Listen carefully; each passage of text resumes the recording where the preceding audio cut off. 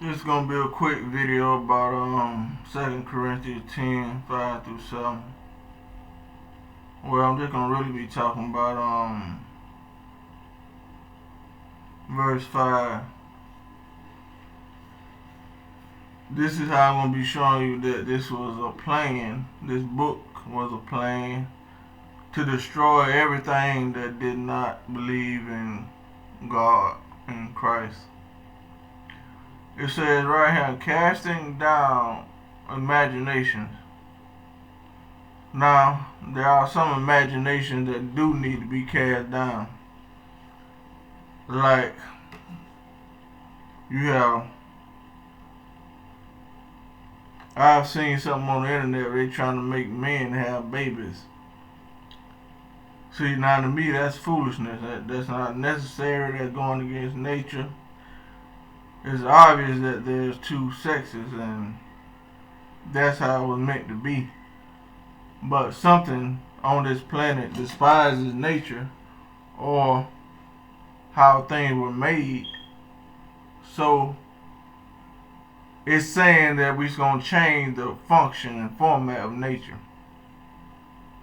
So I don't agree with that. But then that same phrase, casting down imaginations, could be a form of keeping people or keeping the world stagnant in a way, because they don't want to uh, change different ways of doing things. Just because something is ancient doesn't mean that it's right. Just because something is modern doesn't mean it can be better. Doesn't mean that it can't be better. So, now let's go to the next part where it says, "And every high thing that exalted itself against the knowledge of God."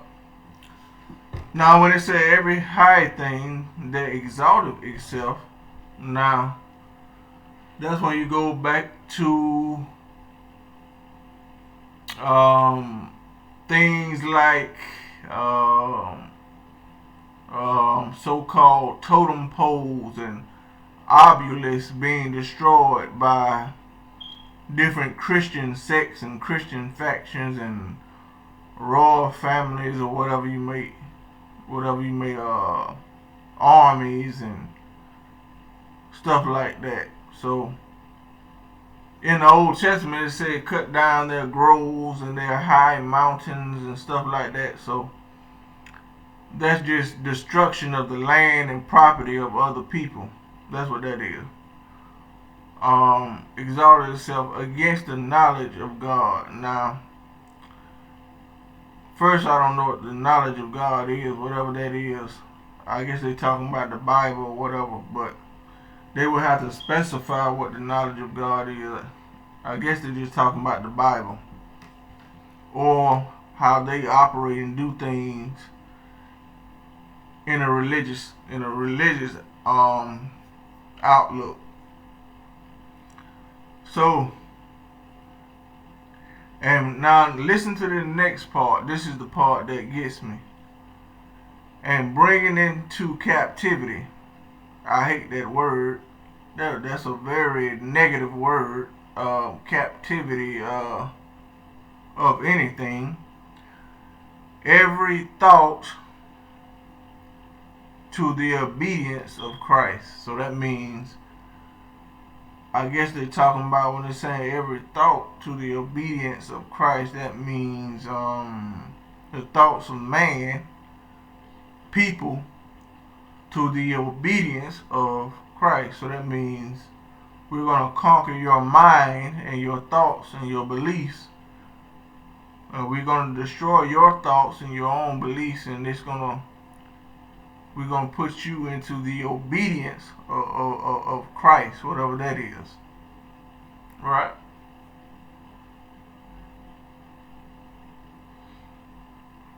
So that means we're going to subjugate the way you think. And having written as a man to the man. Now, verse 6 said, and having in a readiness to revenge all disobedience when your obedience is fulfilled. Now, revenge all disobedience. You see what I'm saying? So, this is saying right here that they already had in their mindset to destroy and kill and murder anything and anybody who they figure is being disobedient. Right? And it said when your obedience is fulfilled.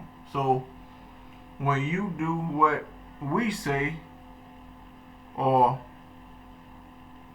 when you do what you're supposed to do, meaning bringing into captivity every thought to the obedience of Christ, you will be ready to revenge disobedience.